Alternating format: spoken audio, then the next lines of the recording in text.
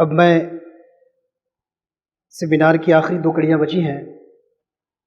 اب جامعہ اشرفیہ مبارک پور کے قابل فخر فرزند اور بنارس ہندو یونیورسٹی کے شعبہ اردو کے استاذ، جو اس سے پہلے دیگر جامعات اور مختلف اخبارات میں اپنی علمی صحافتی خدمات انجام دے چکے ہیں، جناب محترم ڈاکٹر افضل مصباحی صاحب، ان سے ادب و محبت کے ساتھ گزارش کروں گا کہ آپ تشریف لائیں اور حضرت عزیز صفی پوری کی اردو خدمات کے حوالے سے اپنے خیالات کا اظہار فرمائیں.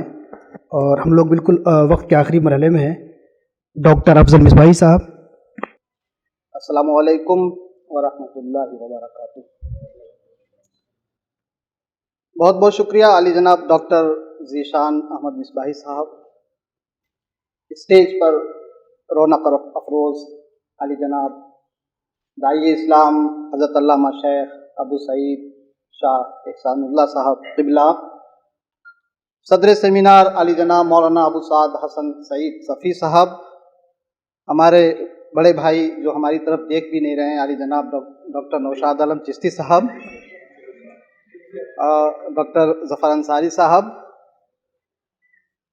سامعین میں ایک سے ایک موتی جواہرات لال و گوہر موجود ہیں.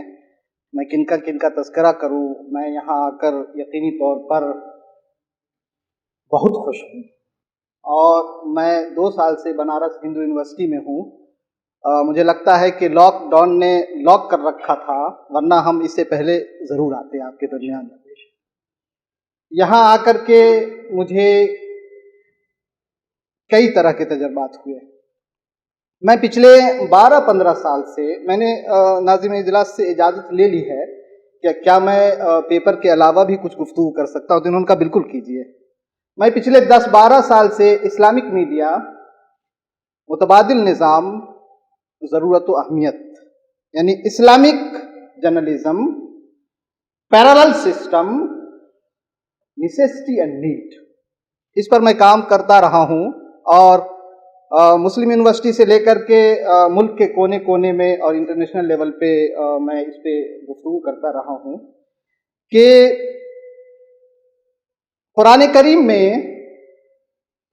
احادیث کریمہ میں جگہ جگہ میڈیا کے حوالے سے، صحافت کے حوالے سے، ترسیل کے حوالے سے، کمیونیکیشن کے حوالے سے ذکر موجود ہے. قرآن کریم سے بہترین ترسیل کا ذریعہ اور کچھ نہیں ہو سکتا ہے. ترسیل کہتے ہیں the process of sending and receiving messages, communication، جسے اردو میں ترسیل کہتے ہیں. سرکار دو عالم صلی اللہ تعالی علیہ وسلم کے ذریعے اللہ رب العزت نے قرآن کریم کو نازل کر کے ترسیل کی بہترین مثال پیش کی. اور نبی کے معنی غیب کی خبر دینے والے. غیب کی کیوں ڈاکٹر صاحب یہی ہے نا، غیب کی خبر دینے والے. اور اخبار والے کیا کرتے ہیں؟ خبر ہی دیتے ہیں نا. میڈیا کے ذریعے انفارمیشن دی جاتی ہے. میڈیا کے 3 ہی مقاصد ہیں: to inform, to educate and to entertain. مطلع کرنا، ذہن سازی کرنا، اور انٹرٹینمنٹ کے مواد فراہم کرنا. قرآن کریم میں میڈیا کے 2 مقاصد مکمل طور پر موجود ہیں.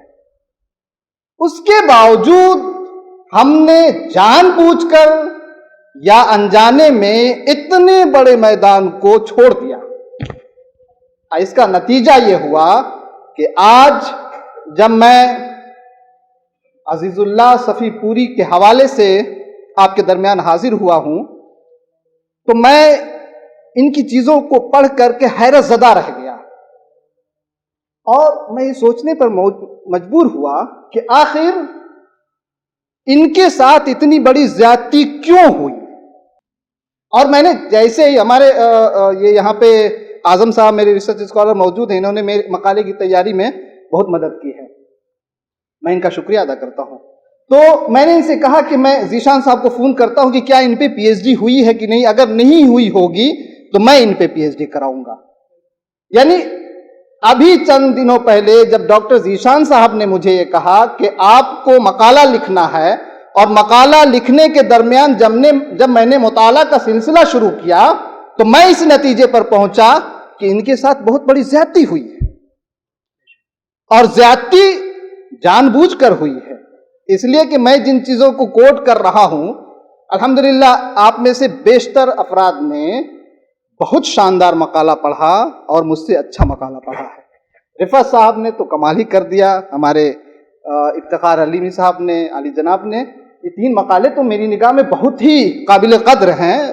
بہت معمولی چیز میں لے کر کے آیا ہوں، لیکن الگ چیزوں کو میں آپ کے درمیان پیش کرنے کی کوشش کروں گا۔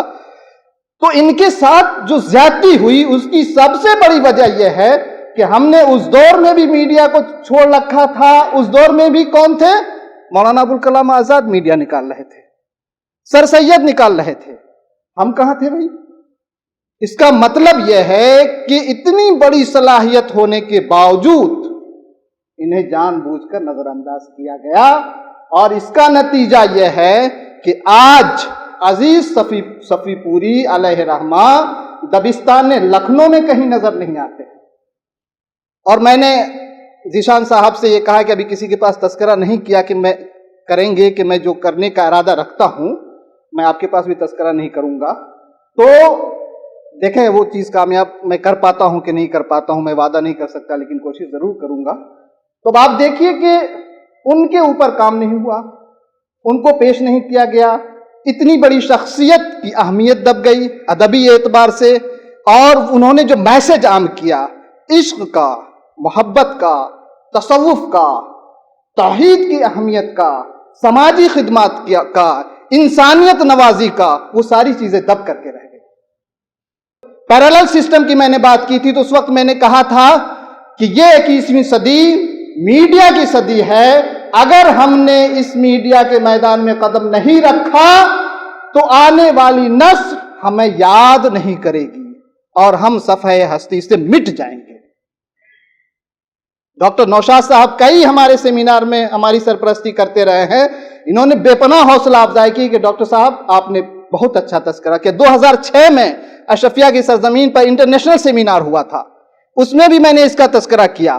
2016 میں جب توسیعی خطبہ کے لیے انہوں نے اشرفیہ نے بلایا تو میں نے وہاں علل اعلان یہ کہا، آپ جملہ نوٹ کر لیں، کوٹ کر لیں، ریکارڈ کر لیں، کہ اگر انگلش فلموں کی تشہیر کے لیے ہالی ووڈ کی انڈسٹری تیار کی جا سکتی ہے، اگر ہندی فلموں کی تشہیر کے لیے، فحش گانوں کی تشہیر کے لیے، فحش مواد کی تشہیر کے لیے اگر بالی ووڈ کی انڈسٹری تیار کی جا سکتی ہے، اگر تیلگو دیشم کی تشہیر کے لیے ٹالی ووڈ کی انڈسٹری تیار کی جا سکتی ہے، تو تصوف کی تعلیمات کے لیے، قرآن کی تعلیمات کے لیے اور احادیث کی تعلیمات کے لیے اور انسانیت کی بھلائی کے لیے اسلامک ہوڈ کی انڈسٹری کیوں نہیں تیار کی جا سکتی؟ میں یہاں اس کی مثال دیکھ رہا ہوں اور میں مبارکباد دیتا ہوں صاحب سجادہ کو، ان کی فکر کو، ان کے ویژن کو، کہ انہوں نے ایسے ایسے ہیرے جواہرات یہاں اکٹھا کر رکھے ہیں۔ ہمارے بہت ہی عزیز ہے ڈاکٹر ذیشان مصباحی صاحب، ہمارے کلاس فیلو ہیں علی جناب ڈاکٹر جہانگیر مصباحی صاحب، رفعت رضا صاحب، یہ لوگ مسلسل کانٹیکٹ میں ہیں، بہت شاندار آپ لوگ کام کر رہے ہیں، آپ لوگ مبارکباد کے مستحق ہیں۔ دیکھیے عام طور پر لوگ کہتے ہیں کہ عزیز اللہ صفی پوری غالب کے شاگردوں میں تھے، ان کی تحریروں سے، غالب کی تحریروں سے، ان کے خطوط سے ہم کو اندازہ ہوا کہ اصلاح کے فرائض انہوں نے انجام نہیں دیے، پہلو تہی اختیار کی، جھنجھلا گئے۔ جھنجھلاہٹ کی وجہ کیا تھی؟ اس پر تحقیقی کام کی ضرورت ہے، علی جناب افتخار علیمی صاحب اس پہ کام کریں گے انشاءاللہ۔ مالک رام نے اپنی کتاب میں یعنی تلامذہ غالب میں ان کے ایک قطع کا ذکر کیا ہے۔ میں اپنے مقالے میں ان اشعار کو، اتفاق یہ ہے کہ میں نے جن اشعار کو نوٹ کیا ہے آپ میں سے کسی نے اس کا تذکرہ نہیں کیا ہے، تو الحمدللہ میں ان اشعار کے انتخاب میں کامیاب رہا جن کے ریپیٹیشن کی یہاں ضرورت نہیں پڑے گی۔ تو مالک رام نے اپنی کتاب تلامذہ غالب میں ان کے ایک قطع کا ذکر کیا ہے جو اردو زبان میں ہے، اور چونکہ اردو زبان کے حوالے سے ہی اردو خدمات کا جائزہ میں پیش کر رہا ہوں، تو انہی کے قطع سے اپنی گفتگو کا آغاز کر رہا ہوں تاکہ اول تا آخر میرا یہ مقالہ اردو خدمات پر مرتکز رہے۔ وہ قطع ہے: ممنون میں نہیں ہوں کسی کے کمال کا، ممنون میں نہیں ہوں کسی کے کمال کا، شاگرد اس زباں میں ہوں اس ذوالجلال کا، شاگرد اس زباں میں ہوں اس ذوالجلال کا۔ ہاں، لفظ ہاں پہ غور کیجئے گا، ہاں ہاں، نظم فارسی میں ہوں غالب سے مستفید، منت گزارے لطف ہوں 2-3 سال کا۔ ہاں، ایسا بھی ہے، 2-3 سال۔ اب دیکھیے، بھیجی تھی ایک نثر مطول بھی 4 جزو، بھیجی تھی ایک نثر مطول بھی 4 جزو، ہوں معتقد میں دونوں میں ان کے کمال کا، دونوں میں یعنی نظم و نثر دونوں میں معتقد ہے ان کے کمال کا۔ اب اگلا شعر آپ دیکھیں گے تو آپ کو اندازہ ہو جائے گا کہ وہ کیا کہنا چاہ رہے ہیں۔ لکھا کہ اس میں حق کو تصرف کی جا نہیں، لکھا کہ اس میں حق کو تصرف کی جا نہیں، ہرگز محل نہیں ہے کسی احتمال کا، ہرگز محل نہیں ہے کسی احتمال کا، پس نثر میں بھی مجھ کو تلمس جو ہے تو یہ اس میں بھی معترف ہوں خدا کے نوال کا۔ اب آپ دیکھیے کہ گفتگو کے تسلسل کو آپ دیکھیں تو آپ کو اندازہ ہوگا کہ انہوں نے بھیجا اور انہوں نے یوں ہی لوٹا دیا اور کہا کہ اس میں کسی تصرف کی گنجائش نہیں ہے۔ اور میں جب پڑھ رہا تھا تو میں نے ایک جگہ پہ ایک ذکر دیکھا کہ رجب علی بیگ سرور کی کتاب کا انہوں نے منظوم ترجمہ کیا اور وہ ان کے پاس انہوں نے بھیجا، انہوں نے اس کی اصلاح کرنے سے منع کر دیا نوشاد صاحب، تو انہوں نے صفی پوری، عزیز صفی پوری صاحب نے اس کتاب کے مسودے کو چاک کر دیا اور لکھا کہ آپ بھی اس مسودے کو چاک کر دیجئے۔ اس سے بڑی مثال اور کیا ہو سکتی ہے؟ آج فخر سے لوگ کہتے ہیں کہ میں نے یہ لکھا، انہوں نے وہ لکھا، انہوں نے وہ لکھا، انہوں نے لکھ کر کے چاک کر دیا۔ اس پر بہت ہی زیادہ غور کرنے کی ضرورت ہے۔ تو اس سے 2 باتیں پوری طرح واضح ہیں۔ اول یہ کہ اچھا آگے وہ لکھتے ہیں، مالک رام لکھتے ہیں کہ یہاں جس نثر کی طرف اشارہ ہے وہ انہوں نے 17-18 برس کی عمر میں پنچ رقعہ ولایت کے عنوان سے لکھی تھی۔ غالب نے اس نثر کو ارادت خواہ کے پنچ رقعہ کا نقش ثانی قرار دیا ہے۔ اس سے 2 باتیں پوری طرح واضح ہیں۔ اول یہ کہ عزیز صفی پوری کم عمری ہی میں اچھی نثر لکھنے کی صلاحیت رکھتے تھے، جو غالب جیسے استاد فن کی نگاہ میں نہ صرف معیاری تھی بلکہ اس میں کسی طرح کی اصلاح کی گنجائش نہیں تھی۔ دوسری بات یہ کہ عزیز صفی پوری شاگرد کے غالب کے شاگرد فارسی نظم و نثر میں تھے، اردو میں نہیں۔ ایسے خود غالب نے بھی اردو زبان کی طرف بہت بعد میں رخ کیا۔ میں بہت ساری چیزوں کو چھوڑتا ہوں۔ اردو میں، فارسی اور جو عربی میں ہے، اردو میں ان کے 3 دیوان ہیں: نور تجلی، نور ولایت، نظم دل فریب۔ پروفیسر حنیف نقوی نے ان کی 40 کتابوں کا تذکرہ اپنے مقالے میں کیا ہے، اس کو بھی میں چھوڑتا ہوں۔ ان کے اردو کلام کا جو رنگ ہے اس رنگ کو آپ ضرور دیکھنے کی کوشش کریں۔ بلا کے بات بھی کی اور مسکرا بھی دیا، بلا کے بات بھی کی اور مسکرا بھی دیا، کیا شہید بھی قاتل نے خون بہا بھی دیا، سنبھلتے حضرت موسیٰ مگر ستم یہ ہوا، دکھا کے جلوہ دیدار کچھ سنا بھی دیا۔ اور حلق پر خنجر چلا اور تھم رہا، حلق پر خنجر رہا اور تھم رہا، جان دینے پر بھی اس کا غم رہا، ہم نے ایک عالم کو چھوڑا عشق میں لیکن ان کا اور ہی عالم رہا، جان دی میں نے تو پائی مر کے جان، دم میں جب تک دم رہا بے دم رہا۔ اس طرح سے دیکھیے ان کی اہمیت کا اندازہ کہ یہ کتنے اہم تھے، تو پروفیسر حنیف نقوی کی ایک عبارت ہے بہت مختصر، اس پہ میرا چونکہ بہت ہی اہم تبصرہ ہے تو میں اجازت طلب کرتا ہوں۔ تصانیف کی اس قدر قابل لحاظ تعداد اور بعض کتابوں کے دوبارہ چھپنے کے باوجود یہ بات نہایت انتہائی حیرت انگیز ہے کہ شورائے فارسی و اردو کے کسی معاصر تذکرے میں ولایت یعنی عزیز صفی پوری کا نام شامل نہیں۔ بظاہر اس کی وجہ یہ معلوم ہوتی ہے کہ ان کتابوں کی اشاعت صرف ولایت کے مریدین و معتقدین اور مخصوص ارباب علم تک محدود رہیں، یہ انہوں نے لکھا۔ میری نظر میں اس کے علاوہ بھی ایک اور وجہ ہو سکتی ہے اور وہ یہ کہ مسلکی تعصب کی وجہ سے انہیں جان بوجھ کر نظر انداز کیا گیا ہو۔ مولانا افتخار علیمی صاحب نے جن فنون کا تذکرہ کیا اور ہمارے دیگر صاحبان نے جن فنون کا تذکرہ کیا، اب دیکھیے کہ علامہ شبلی نعمانی ان کی تحریر کو سراہتے ہوئے لکھتے ہیں کہ پورے سال بھر سے بیمار ہوں، امید زیست منقطع ہو چکی تھی، اب ذرا افاقہ ہے، اچھا ہو لوں تو داد دوں۔ اس بیماری میں بھی میں نے اس کو پڑھا اور اس قدر کہہ سکتا ہوں کہ آج ہندوستان میں کوئی اس طرز کو نباہ نہیں سکتا۔ آج ہندوستان میں کوئی اس طرز کو نباہ نہیں سکتا، یہ شبلی نعمانی کہہ رہے ہیں۔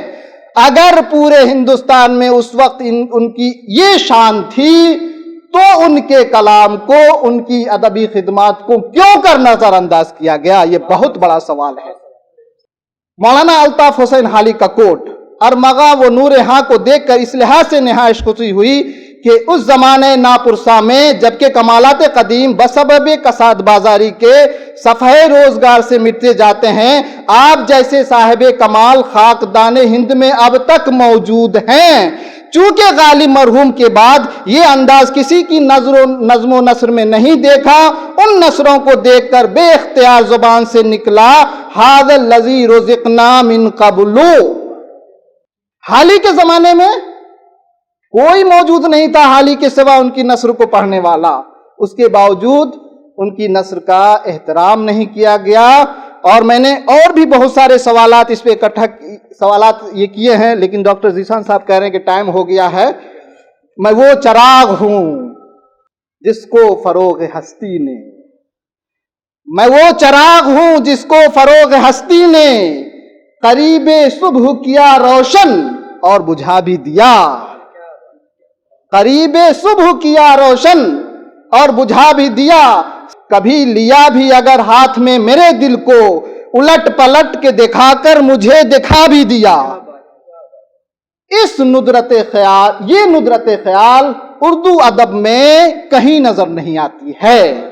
کبھی لیا بھی اگر ہاتھ میں میرے دل کو، الٹ پلٹ کے دکھا کر مجھے دکھا بھی دیا، اور وہ آئے دل میں جلن دفع ہو گئی بالکل، جلا کے آتش فرقت سے پھر جلا بھی دیا، عزیز حضرت خادم کا شکر بے پایا، دکھا کے راہ خدا راہ کا پتہ بھی دیا۔ مذکورہ کلام کی فنی خوبیوں پر اگر روشنی ڈالی جائے تو ایک دفتر ناکافی ہے۔ عزیز صفی پوری نے جن اصطلاحات اور صنعتوں کا استعمال کیا ہے وہ اس زمانے کے شعراء میں کمیاب ہے اور آج بھی اس کی مثال کم ملتی ہے۔ شاعر کا محبوب جو اس کا پیر و مرشد بھی ہے، وہ کتنا مشفق اور مہربان ہے کہ قتل بھی کرتا ہے اور خوب بہا بھی دیتا ہے، مار بھی دیتا ہے، پھر جلا بھی دیتا ہے۔ شاعر کے دل کو ہاتھ میں لے کر اس کا محبوب الٹ پلٹ کر دیکھتا ہے اور پھر شاعر کو اس کا دل دکھا بھی دیتا ہے کہ دیکھ لو میں نے تمہارے دل کو منور اور پاکیزہ کر دیا ہے، کہیں کوئی کجی نہیں ہے۔ عزیز صفی پوری کا یہ ندرت خیال انتہائی اچھوتا ہے۔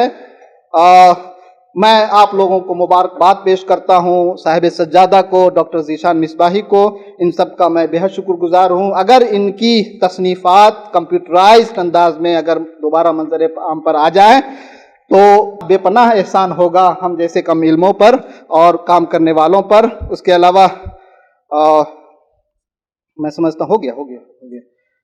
بہت بہت شکریہ آپ کا. آپ نے مجھے سنا. جو بھی غلطیاں ہوئی معاف فرمائیں. السلام علیکم ورحمۃ اللہ وبرکاتہ.